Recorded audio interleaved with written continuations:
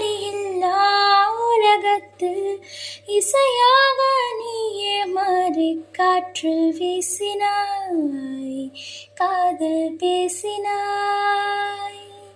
மொழியில்லா மௌனத்தில் விழியாலே வார்த்தை கோர்த்து கண்ணால் பேசினாய்.